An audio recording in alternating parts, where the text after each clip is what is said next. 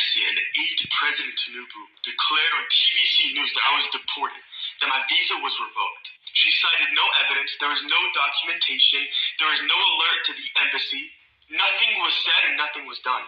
This is the first time that I'm hearing this.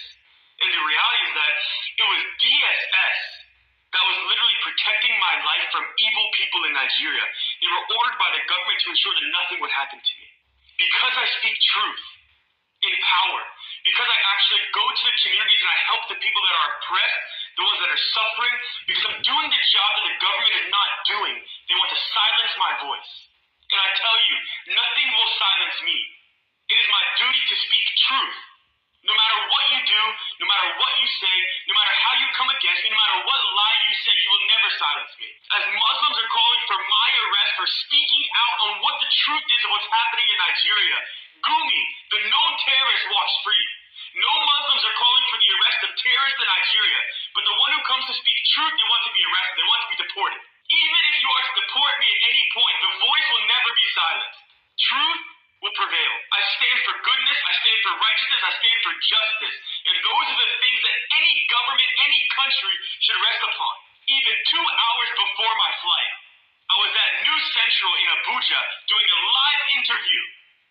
Where was the deportation? Did they deport me to the news office?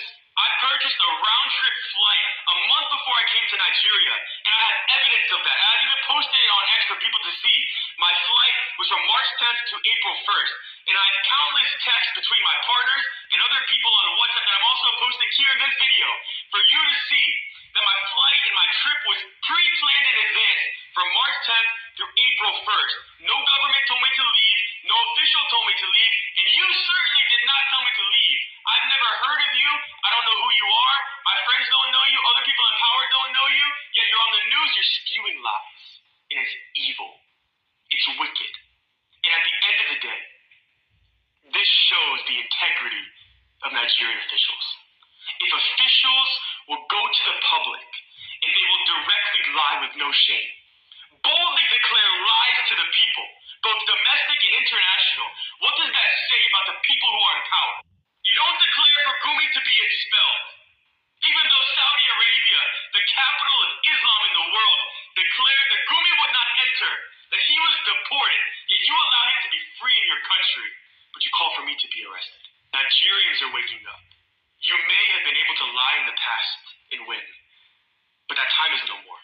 Lies and evil will not prevail in Nigeria. Not for Christians, not for Muslims, not for any person who is oppressed, not for any person who is killed, not for any person who is dealt injustice by the hands of the government. My heart is that Nigeria would be free from oppression, that people would be able to live in peace. I don't care what you believe. Nobody should be under threat of death every single night. That their village would be burned, that their children would be cut to pieces. I don't care if you're Muslim, if you're Hindu, if you're Buddhist, if you're Christian, if you reject any God at all, I don't care. You should be able to live in peace. And I stand for this, especially because as a Christian, we are called to stand for the oppressed. We are called to be the voice of the voiceless. And if doing these such things is a crime, I'm guilty as charged. Even if you succeed that I would never step foot into Nigeria again, the seeds of my voice have been planted. And I know that the Lord will water them, and that goodness will spring forth. And as the Lord talks about, that justice would flow. You can't stop that. You may be able to stop me from coming to a country, but you cannot stop the Lord. The Lord is above you. And at the end of the day, the Lord controls your future. The wicked and the evil will perish.